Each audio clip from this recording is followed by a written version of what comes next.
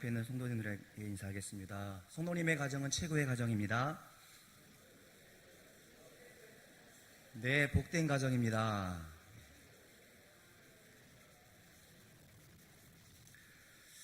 가정의 달을 맞이하면서 우리가 하나님께 받은 부모로서의 사명이 무엇인지에 대해서 오늘 생각해 보고자 합니다. 누구라도 가정을 이루면 자녀를 낳게 되어지는데 부모로서의 도리를 마땅히 해야 할 것들이 있습니다. 성경에서는 부모와의 관계를 절대적인 관계로 말씀해 주고 있습니다. 나에게 주신 자녀들은 하나님의 주권의 결과로 우리에게 주어졌기 때문에 나의 아이라고 생각하기 이전에 하나님의 뜻대로 하나님께서 내게 맡겨주신 아이라고 우리는 생각해야 할 것입니다. 우리 주변에는 늦둥이를 많이 낳는 것 같아요. 나이가 35세가 넘어서면 이 아이가 건강한 아이가 태어난지에 대해서 특별히 다운 증후군에 대한 양수 검사를 하게 되어진다라고 이야기를 합니다. 다운 증후군에 관련한 예화를 잠깐 소개하고자 합니다. 오래전에 독일에서 한 의사가 거의 한날 한시에 두 아이를 받게 되었습니다. 하나는 건강한 남자아이였고 하나는 여자아이였는데 어릴 때부터 다운 증후군으로 신체적 장애를 겪고 있었습니다. 당연히 장애를 있는 아이의 부모의 마음은 그 아이가 태어난 날 가장 슬펐을 것이고 매일매일이 탄식과 울음이었을 것입니다. 이 부모는 이런 온전치 않은 아이를 나에게 주신 하나님의 뜻이 무엇인지 알 수 없어서 늘 울면서 기도했다라고 이야기를 합니다. 차라리 태어나지 말았으면. 그런데 그 의사는 그 여자아이의 이름을 기억하지 못했어요. 그러나 나중에 그 의사가 증언하기를 이 다운 증후군에 걸렸던 이 여자아이가 자라서 그 어머니를, 중풍에 걸린 어머니를 평생 동안 간호하였다라고 그렇게 간증을 하였습니다. 반면에 이 의사가 받았던 그 건강한 남자아이의 이름을 기억하고 있었습니다. 그 아이가 누구인지 아십니까? 나치 독일의 독재자 2차 세계대전을 일으켰던 600만 명의 유대인을 학살했던 아돌프 히틀러였습니다. 여러분, 내 아이의 오늘을 보고 하나님의 뜻과 섭리를 저울질하거나 의심하는 어리석음을 범하지 말아야겠습니다. 하나님의 섭리는 우리가 생각하는 것보다 더욱더 깊고 심오합니다. 그래서 우리 아이를 두고 혹시나 불평하거나 저주하지 말아야 할 뿐만 아니라 아이에 대한 하나님의 뜻이 분명히 있다라는 그런 믿음을 가지고 자녀들을 바라봤으면 좋겠습니다. 오늘 본문 가운데 보면 사도 바울은 자신을 이렇게 소개합니다. 나는 조상 때부터 섬겨오던 하나님을 믿고 있다, 섬기고 있다라고 그렇게 이야기를 하고 있어요. 이 고백 자체가 이 가정이 얼마나 복된 가정인지에 대해서 우리는 알 수 있을 것 같아요. 신자인 우리들 가운데 부모들로서 자녀들이 자라서 아버지와 어머니가 섬기는 하나님을 섬기는 가정, 그 가정이 아마도 가장 복된 가정이 아닐까 생각이 되어집니다. 비록 우리가 일평생 동안 가난하고 서민으로 사는다 할지라도 우리의 자녀들이 나의 뒤를 따라서 영원하신 하나님을 섬길 수만 있다면 얼마나 기쁘고 감사한 일이겠습니까? 우리 자녀들이 성실하게 주의 성실과 인내를 따라서 하나님이 기뻐하시는 사람으로 자라가는 것, 그것이 우리의 소망일진데 그러한 자녀들이 우리의 기쁨이 된다는 사실을 우리는 부인할 수 없을 것입니다. 세상의 모든 부모들이 다 자녀들의 장래와 교육에 대해서 많은 관심을 가지고 있습니다. 그러나 예수 믿는 우리는 자녀들이 잘 먹고 좋은 메이커를 가지고 있고 공부를 시키는 것, 그 이상의 것을 생각해야 할 것입니다. 이 세상을 하나님의 말씀을 따라서 의롭고 정직하게 살 뿐만 아니라 하나님을 영화롭게 하는 사람으로서 그런 사람이 될 수 있도록 우리는 늘 기도해야 할 것입니다. 바른 믿음을 가진 사람, 바른 신앙을 고백하는 그 사람 가운데 하나님께서 복 주신다라는 그런 믿음을 갖기를, 저와 여러분들 가운데 그런 믿음이 있기를 주의 이름으로 축원합니다. 오늘 5절에 보니까 사도 바울은 디모데에게 이렇게 말하고 있습니다. 우리 1장 5절 같이 읽어보도록 하겠습니다. 시작. 이는 내 속에 거짓이 없는 믿음이 있음을 생각함이라. 이 믿음은 먼저 내 외조모 노이스와 내 어머니 유니게 속에 있나니 내 속에도 있는 줄을 확신하노라. 아멘. 디모데에게는 그의 어머니와 그의 할머니를 연상케 하는 신앙과 인품이 있었다라고 그렇게 말해주고 있어요. 그러니까 핏줄만 이어진 것이 아니라 비물질적인 가치와 정신, 기독교적인 가치관이 선대로부터 그 디모데 가운데 성공적으로 개성되어졌다라고 말씀해 주고 있습니다. 그러니까 인자한 말을 할 수 있었던 것들도 진실되고 성실하게 선한 양심을 가지고 살았던 그 모든 것들이 그의 모친과 그의 조부의 영향을 닮았다라고 그렇게 표현해 주고 있는 것입니다. 디모데에 대한 이러한 바울의 칭찬은 사실상 디모데를 그와 같은 신앙인으로 만들었던 그 부모에 대한, 그 조모에 대한 칭찬과 최고의 존경의 표현이 아닐까 생각이 되어집니다. 어렴풋이 생각할 때 디모데의 아버지는 헬라인이에요. 유대인인 그 어머니 유니게가 헬라인, 이방인과 결혼한 것을 보면 어쩌면 유니게는 신자가 되기 전에 유대인으로서 무늬만 유대인이었던 사람이 아닌가 생각이 되어집니다.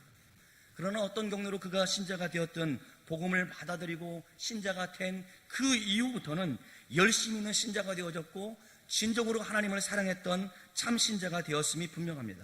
그리고는 자신의 아들을 참으로 신앙인으로 양성했다는 사실, 전심으로 그를 신앙인으로 만들고자 했다는 사실을 오늘 본문 가운데 알 수 있습니다. 사랑하는 성도 여러분, 모든 신실한 부모님들의 소원이 무엇이겠습니까? 우리보다 우리 아이들이 믿음이 더 좋아지기를 우리가 그렇게 기대하고 있다라고 생각이 되어집니다. 이러한 기대는 아이들이 어렸을 때만 갖는 기대가 아니고 70이 넘어서도 우리가 죽음을 목전에 앞두고 있다 할지라도 우리가 매일같이 아이들이 나보다는 더 큰 믿음을 가지고 하나님께 쓰임을 받고자 하는 그런 기대가 누구에게든지 어떤 부모에게든지 다 있다라고 생각이 되어집니다. 어떤 부모든 간에 자기의 자녀들이 자기보다 신앙이 뛰어나고 진실된 믿음을 가지고 살기를 원한다는 것이죠. 그거 원치 않은 사람 어디 있겠습니다? 어디 있겠어요? 그러나 여러분 꼭 기억하시기 바랍니다. 내가 믿는다고 해서 나의 아이들이 그들의 믿음이 스스로 전염되듯이 그렇게 자라지 않는다는 사실을 말합니다. 같은 집에서 살고 있고 같은 밥을 먹고 있고 같은 집에서 지낸다고 해서 우리의 믿음이 그 아이들 가운데 자동적으로 전달되어지지 않는다는 사실입니다. 그렇게 믿음은 전수되지 않아요. 신앙은 지속적인 교육이 있어야 합니다.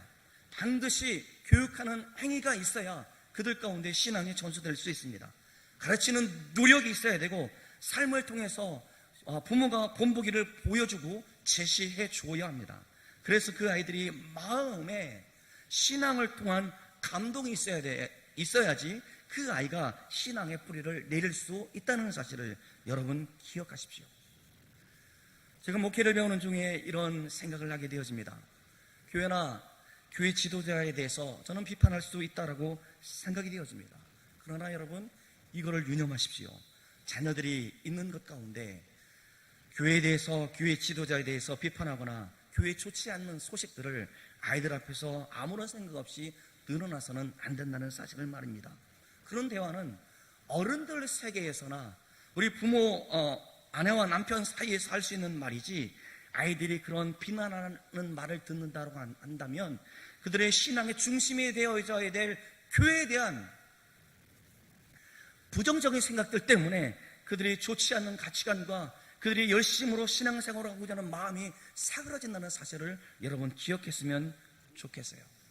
제가 어느 순간 이러한 취지로 말씀을 드린 적이 있는데, 같이 신방했던 신방대원 권사님이 당신의 두 아들이 교회를 나오지 않고 세상 가운데 방황하고 있어서 많은 관심을 가져 주십사 저에게 이야기하면서 그때 들었던 설교를 듣고 통곡하며 펑펑 울면서 회개했다라고 그렇게 고백하는 말을 들었습니다. 그래서 마음이 짠해서 관심을 갖고 어쩌다 한번 교회 나올 때마다 더욱더 친절하게 해주고 우리 청년부에도 이끌고 어떻게든지 수련회에 데리고 가서 은혜 받게 하고자 그런 많은 노력을 기울였는데 그들이 이제는 자발적으로 부모가 이렇게 권하지 않아도 나오는 모습들 가운데 있던 경험들이 있었습니다. 그 부모가 고백했던 것처럼 교회에 대해서, 목사님에 대해서, 교회 중직자들에 대해서 비난했던 그 입술, 그 마음이 자녀들 가운데 피수가 되어져서 그들이 세상 가운데 간 것은 아는지 울었던 그 고백, 그것을 여상히 여겨서는 안 된다 생각이 되어집니다. 바울이 기억하는 디모데가 가진 믿음의 특징은 무엇이었습니까? 그는 신실함이었습니다. 5절 상반절에 보니까 내 속에 거짓이 없는 믿음이 있음을 생각함이라 라고 말해주고 있어요. 신실하다. 신실이 무엇입니까? 그것은 위선이나 가식이 없다라는 말입니다. 위선이라는 말은 가면을 쓴 사람이라는 말에서부터 발전된 말이에요. 그러니까 이 디모데에게는 가면을 쓰지 않는 신앙, 위선이 없는 신앙을 가지고 있다. 그러니까 안과 밖이 일치된 신앙을 가지고 있었다. 그러니까 사람들 가운데 보여지는 그 신앙 가운데 또 실제로 신앙의 모습을 가지고 살아가는 그 차이가 없는 신앙을 가지고 있었다라고, 그러한 신앙의 특징을 가지고 있었다라고 설명해 주고 있다라는 것입니다. 정말 존경할 만한 위대한 신앙의 사람입니다. 사랑하는 여러분, 이처럼 어떻게 하면 우리는 아이들을 가르치면서 훌륭한 믿음의 사람으로 길러낼 수 있을까요? 거기에 대한 두 가지를 여러분들 가운데 말씀을 나누고자 합니다. 첫 번째는 하나님의 말씀을 가르치는 적극적인 노력이 있어야 된다는 사실입니다. 우리 다 같이 따라해 보도록 하겠습니다. 하나님의 말씀을 가르치는 노력이 있어야겠다. 디모데의 이러한 훌륭한 신앙의 이면에는 신앙 교육이 있었다는 사실을 성경은 이야기해 주고 있어요. 디모데후서 3장 14절 15절 말씀을 같이 읽어보도록 하겠습니다. 시작. 그러나 너는 배우고 확실한 일에 거하라. 너는 내게 누구에게서 배운 것을 알며 또 어려서부터 성경을 알았나니 성경은 능히 너로 하여금 그리스도 예수 안에 있는 믿음으로 말미암아 구원에 이르는 지혜가 있게 하느니라. 아멘. 여기서 보니까 디모데가 교육을 받았다라고 얘기해 주고 있어요. 누구에게서 교육을 받았다라고 복수로 사용하고 있습니다. 그러니까 여러 사람이 그를 가르쳤다라는 것이죠. 그를 가르친 분이 조무있을 수 있을 것이고 그 모친일 수 있을 것이고 또 사도 바울이었을 것이고 여러 사람이 그에게 신앙을 가르쳤다라고 말씀해 주고 있다는 것입니다. 적극적으로 신앙을 가르쳐서 그와 같은 높은 신앙의 경지에 이르렀다라고 우리는 볼 수 있다란 말입니다. 사랑하는 여러분, 교육이 없는 인간이 어디 있겠어요? 사람으로 태어나서 사람의 구실을 하는 것, 그거 교육이 없으면 되지 않지 않습니까? 젓가락질을 하는 것, 인사예절을 가르치는 그 모든 것이 교육의 행위일 것입니다. 부모로서 가르쳐야 되고 부모로서 아이들 가운데 바르게 신앙 교육을 해야 될 노력이 우리 가운데 있어야 된다는 것이죠. 그가 사회 구성원으로서 역할을 뿐만 아니라 지혜롭고 예의 바른 사람으로서 가르치는 그것들, 또 하나님이 원하시는 믿음의 사람으로 우리는 교육해야 한다는 말입니다. 어쩌다가 은혜 받고 그가 스스로 변화될 수 있다라고 그럴 수 있습니다만은 그것만이 전부가 아니에요. 그거 오산입니다. 어쩌다가 수련회 한번 참여해서 바뀔 수 있다고 저는 믿습니다만은 가장 중요한 것은 가르치는 스승이 있어야, 바르게 신앙으로 양육하는 사람이 있어야 그가 변화되어진다는 사실을 여러분 유념하십시오. 그래서 신명기 6장 6절에서 9절에서 하나님께서는 이렇게 말씀해 주고 있고 명령해 주고 있습니다. 우리 같이 읽어보도록 하겠습니다. 시작.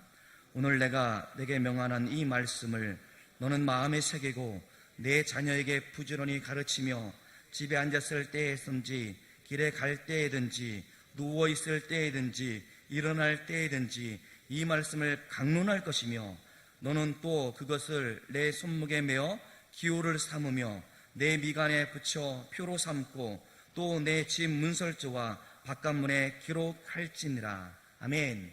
하나님께서 모든 이스라엘 부모들에게 자녀들을 가르칠 것을 명령해 주고 있어요. 제사장에게만 그렇게 명령해 준 것도 아니고 선지자에게만 그런 명령을 주었던 것이 아니고 모든 부모에게 그렇게 하라고 명령해 주고 있습니다. 강론하다라는 말은 무슨 뜻입니까? 하나님의 말씀을 외우고 그것을 자녀들에게 암송시키고 그 뜻의 의미를 무엇인지 가르쳤다라는 말이에요. 그렇게 하라 라고 명령하고 있습니다.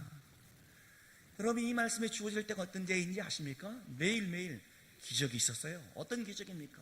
하늘에서 만나와 메추라기가 그들 가운데 주어졌고 바위가 터져서 물이 솟아나는 기적의 연속이었던 그런 시기였습니다. 그런 시기였음에도 불구하고 하나님께서는 말씀을 강론하라 라고 명령해 주고 있다는 사실을 볼 때 분명히 우리가 알 수 있는 것은 기적이, 어떤 기적적인 그런 사건이 우리의 믿음을 담보한다는 것이 아니라는 것을 우리에게 보여주고 있습니다. 기적을 날마다 본다고 해서 그 사람이 참다운 신앙이 된다는 사실을 말씀해 주고 있는 것이 아니라 말씀을 듣고 가르치는 가르침의 결과가 바로 무엇이냐? 그것이 신앙이라고 말씀해 주고 있다는 것이죠. 신약교회에서도 마찬가지였습니다. 자녀들 가운데 지속적으로 하나님의 말씀을 들려주었고 그 말씀을 따라 순종하도록 가르쳤기에 초대교회에 그렇게 핍박이 심했던 그 초대교회에서도 믿음이 개성되어졌다는 사실을 우리는 잘 알고 있습니다. 그것이 믿음을 심어주는 유일한 길이에요. 다른 길이 없어요. 믿음은 하나님의 선물이었습니다. 값없이 우리들 가운데 하나님의 성령을 통해서 주어졌습니다. 믿음이 성령을 통해 주어지는 선물인데, 그러나 이 선물이 주어질 때는 반드시 말씀을 듣는 행위와 말씀을 배우는 행위가 있다라는 것입니다. 말씀을 가르치는 사람이 있었고 그 말씀을 듣고 성령께서 그 말씀과 함께 우리 가운데 믿음을 주셨다라는 사실을 여러분 꼭 기억했으면 좋겠습니다. 두 번째로 우리가 기억해야 할 것이 있습니다. 그것은 본을 보이는 실천적인 노력이 있었다라는 사실입니다. 우리가 같이 따라해 보도록 하겠습니다. 본을 보이는 실천적인 노력이 있어야겠다. 경건한 자녀들로 양육하기 위해서는 말씀의 교육과 함께 부모된 우리의 실천적인 노력이 있어야 된다고 말씀해 주고 있습니다. 배움이나 지식 이전에 가정 환경이 어떻고 가정에서의 돌봄의 역할이 어떤 조건이 충족하지 못하는 그것이 중요한 것이 아니라 부모님의 실천적인 신앙이 먼저다라고 말씀해 주고 있는 것입니다. 그러니까 하나님의 말씀을 진실로 믿는 부모가 그 아이들 앞에서 경건한 아이들로 양육하기 위해서는 부모가 본을 보이는 믿음이 있어야 된다라고 말씀해 주고 있는 것입니다. 여러분, 아이들이요 부모의 모습을 닮아간다는 사실을 여러분 아십니까? 저는 아이한테 욕을 가르쳐 준 적이 한 번도 없습니다. 그런데 어느 순간 집에 와서 욕을 해요. 제가 얼마나 깜짝 놀랐는지 모르겠습니다. 그러니까 동네에서 골목에서 형들한테 배운 말을 아무런 생각 없이 그렇게 말을 했겠죠? 아니요. 어쩌면 제가 무심결에 운전하다가 아이씨 하다 보니까 아이가 그런 마음을 가졌는지도 모르겠습니다. 부모님이 진정으로 하나님을 신뢰하는지 그렇지 않는지 아이들이 금방 알아요. 그리고 말없이 부모님의 신앙에 대해서 평가를 내리고 부모님의 신앙의 그 잣대를 가지고 또한 그렇게 살고자 한다는 그것이 얼마나 무서운 일인지 아십니까? 아이들은 그 작은 눈으로 우리들의 모습 볼 것을 다 본다라는 사실이죠. 부모들이 먼저 생활에서 바른 믿음을 가지고 있어야 될 이유가 거기에 있어요. 부모들이 지금 여러분들 가운데 완전한 믿음의 소유자가 되어야 된다 그렇게 말씀드리는 것이 아닙니다.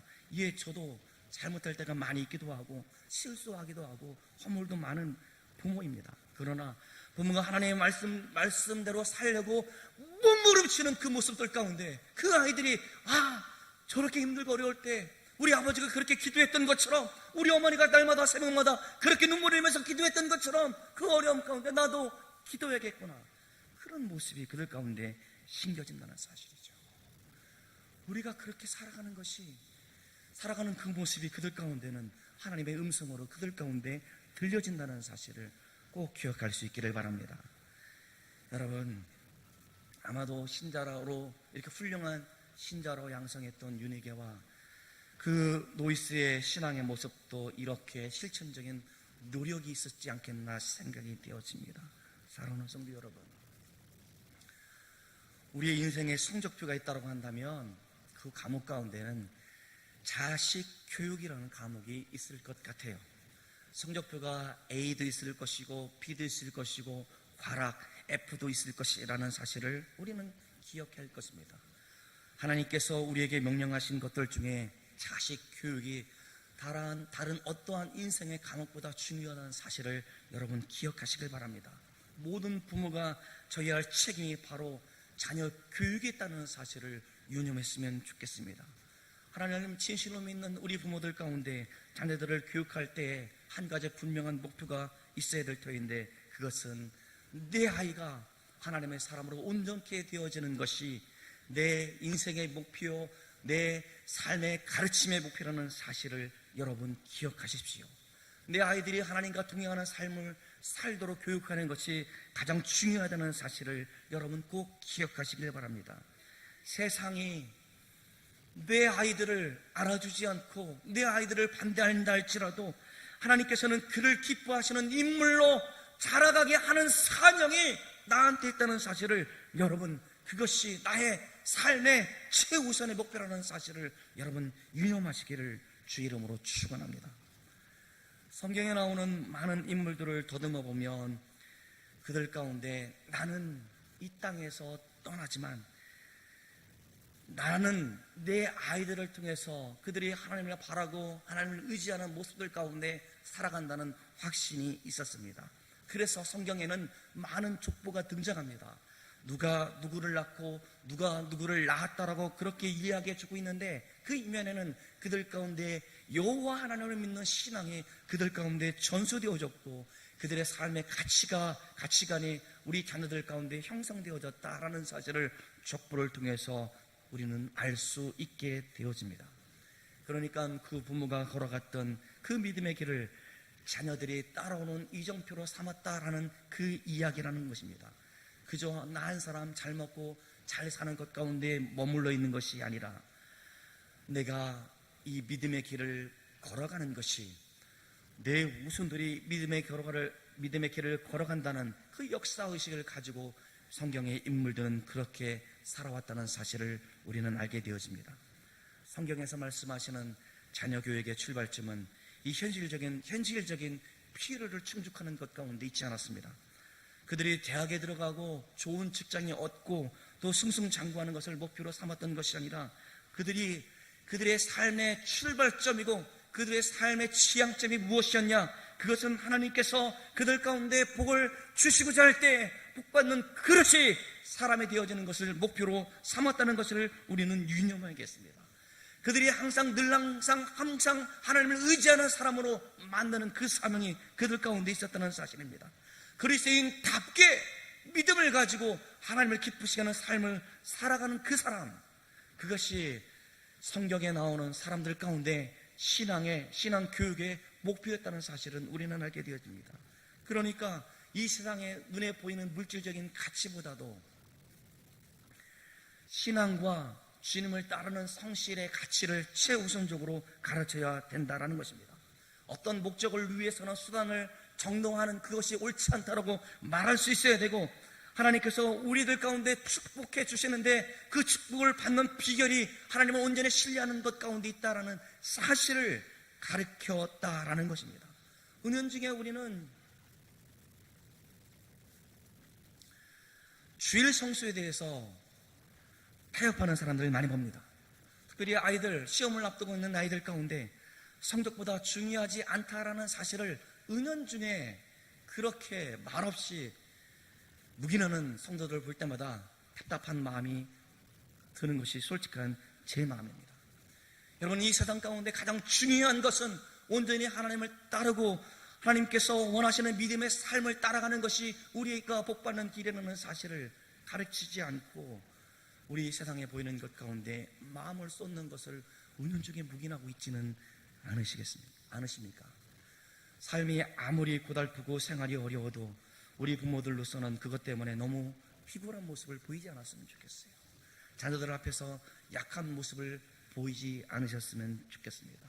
차라리 아이들을 불러 모아놓고, 얘야, 아버지가 사업하다가 너무나 힘든 지경에 이르렀으니 우리가 아빠를 위해서 기도하지 않겠니? 우리가 경제적으로 많이 힘들기 때문에 용돈도 적게 줘도 이해하고 너희들이 좀 아꼈으면 좋겠다, 이렇게 말하면서 이겨내는 그 모습이 참다운 신앙을 가진 부모의 모습이 아닌가 생각이 되어집니다. 나는 조금 고생하더라도 내 자녀들 가운데는 고생을 물려주고 싶지 않는 것이 부모의 마음일진데, 그들이 고생하지 않는 것은 바로 무엇입니까?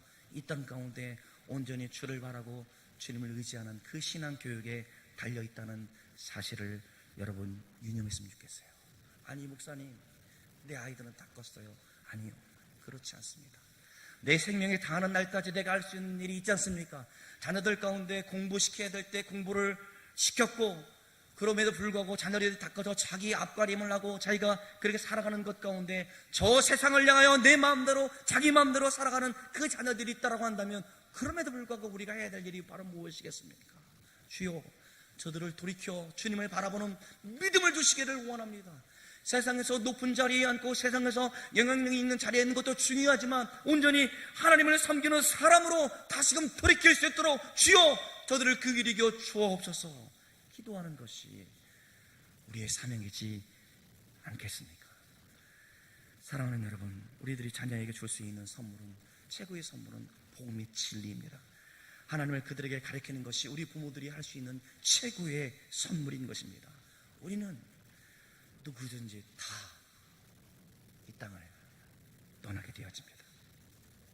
그러나 우리 자녀들과 늘 함께 하시길 원하시고 그들을 바른 길로 지도하시는 하나님은 영존하신 하나님이라는 사실을 여러분 기억하면서, 저 아이들이 세상을 의지하지 아니하고 부모님이 우리가 믿었던 그 하나님을 믿는 그 믿음의 길을 걸어갈 수 있도록 계속적으로 기도하며 계속적으로 신앙 지도해야 될 사명이 우리 가운데 있다는 사실을 여러분 꼭 기억했으면 좋겠습니다. 오늘 가정의 달을 맞이하면서 우리 아이들을 돌아보는 어린이 주일입니다. 우리는 자녀들이 따라간다면 그가 장성했을지라도 우리 아이들입니다. 우리가 어렸을 때 그들로 인해서 많은 기쁨과 행복을 누렸고 사랑스러운 아이들이었다는 것을 기억하면서 저 아이들이 백발이 성성했던 우리들의 모습이지만 저 아이들이 나와 같이 하나님을 진실로 따르는 사람이 되었으면 좋겠습니다 라고 기도할 수 있는 저와 여러분들 되어지기를 주의 이름으로 축원합니다. 기도합시다. 하나님 아버지, 은혜를 진실로 감사함을 드립니다. 우리의 신앙이 우리 주 예수 그리스도를 믿음으로 말미암아 구원받은 이것이 우리의 부모님의 말씀을 증거하는 것 때문에 내 마음 가운데 주의 성령이 역사해 주셔서 나 또한 하나님을 믿음으로 고백할 수 있도록 인도해 주셔서 진실로 감사함을 드립니다. 내가 힘들고 어려울 때 우리 부모님들이 그 어려움 가운데 기도하며 주님을 바라봤던 것처럼 기도하는 자리에 앉게 하심을 또한 감사합니다. 주여, 우리가 그렇게 살아왔을진데 우리 아이들 가운데, 하나님 믿지 않는 아이들 가운데 그렇게 살기를 원하여 기도하는 부모의 심정들 하나님 다 똑같을진데 저들의 마음을 긍휼히 여겨 주시옵시고 불쌍히 여겨 주옵소서. 하나님 믿음을 떠나 세상을 향하여 나갔던 아이들을 돌이킬 수 있도록 기도하는 그 부모의 기도 가운데 주님 응답하여 주옵소서. 하나님, 이제껏 그렇게 가르쳐지 못했던 것 때문에 내 가슴이 아프고 마음이 아플진데 주님 지금이라도 아이들을 위해서 끊임없이 기도하는 부모님들이 되어질 수 있도록 또한 믿음의 본을 보이며 온전히 주님을 섬기는 믿음의 모습들 가운데 하나님 그런 모습이 우리 아이들 가운데 전수되어질 수 있도록 주여 역사하여 주옵소서. 주님, 가정의 달을 맞이하면서 믿음의 가정이 얼마나 소중한 가정인지 다시 한번 깨닫게 도와주시옵시고 하나님을 믿는 복된 가정이 될 수 있도록 원하는 마음들이 우리 가운데 있도록 주여 붙들어 주옵소서. 감사드렸고 사랑이 많으신 예수님의 이름으로 기도드리옵나이다. 아멘.